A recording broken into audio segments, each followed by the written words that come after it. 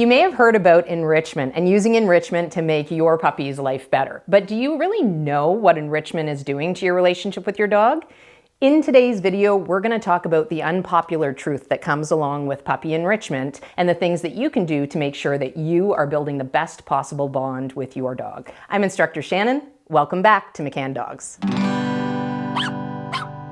Every week on this channel, we talk about how to do great things to enrich the bond that you have with your dog.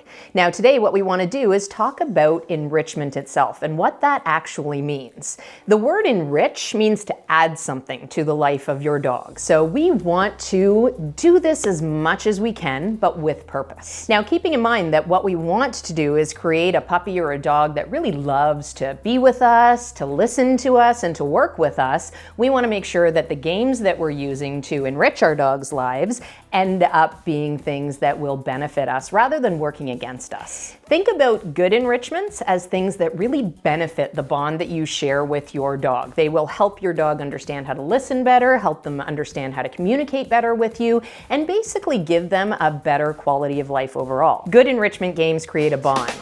Games bond. Now, on the opposite end of that spectrum, we have enrichments that do not work well for us whatsoever, and those are things that tend to act like a babysitter in your absence. A lot of times what we find is that kids get plunked in front of TVs or video screens as a way to sort of keep them occupied while you're busy with other things in your life, which is okay on the very occasional time, but most of the time we want to make sure that those things that we're giving our dogs to do, those games we're giving them to play, don't serve as a distraction from day-to-day life. We want to make sure that we spend a lot of time teaching our dogs and teaching our puppies how to listen, how to work with us nicely, and we can really use games and enrichments to help benefit that. The problem with the words puppy enrichment is that they have caused a lot of confusion. There's a lot of games that you can purchase from stores that promise enrichment value for your dog, and they promise that you'll get good behavior from your dog through these games. Unfortunately, that's just not true.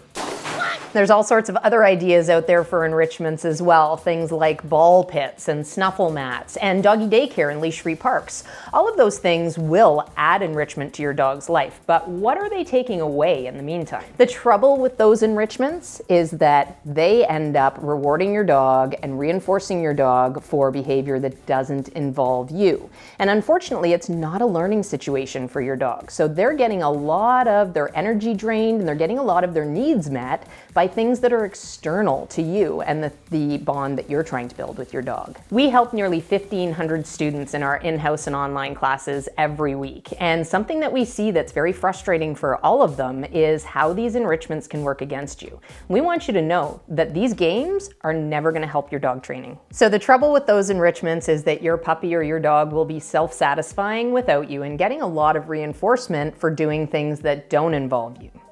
The enrichments that you can use to help your puppy training are things that are going to involve you and things that are going to make you valuable in your dog's eyes. So I want you to change the way you think about enrichment with your puppy. And how I like to organize this is I consider enrichments from column A to be enrichments that are going to help my training.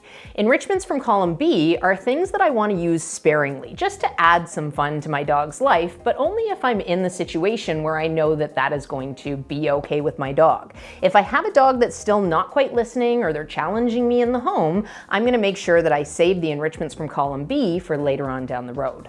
Enrichments from column A are things that are going to be very valuable for your bond with your dog. They're things like trick training, which helps open up the lines of communication with your dog, and it's a really, really fun way of doing that. Things like training actual skills have dual benefit. Not only will it help you build a bond with your dog, but it'll also have the nice side effect of your dog learning that skill and getting repetition in of that skill. Other enrichments from column A include things like scenting games that have you involved as a component as well, so we can hide things and help our dogs find them. There's all sorts of fun ways to make training part of your day-to-day life. The enrichments from column B are the things like snuffle mats and ball pits and sending your dog off to daycare. All of those things have one element that's missing, and that is you, which means there's no opportunity for that activity to help you bond with your dog, and it actually will work against you because your dog's needs are being fulfilled outside of you. How are you using enrichment activities? Are you using snuffle mats? Do you do a lot of trick training with your dog? Let me know in the comments below. So how do you keep it straight? To help you out, I've created a guide that will show you the enrichments from column A versus the enrichments from column B. Now, it's not all bad. There are definitely situations where those enrichments from column B are going to come in really handy for you. For example, I had Reggie, my oldest toddler, was down for a couple of weeks after having surgery, and he needed things to help exercise his mind while he was healing, and he wasn't able to do a lot of physical activity. So some of those enrichments from column B were really, really helpful during that period of time. You might have an older dog that you're just starting to do some training with because you're seeing some behavioral issues, or maybe you have a rehomed dog that you're seeing some problems with that you're trying to work through.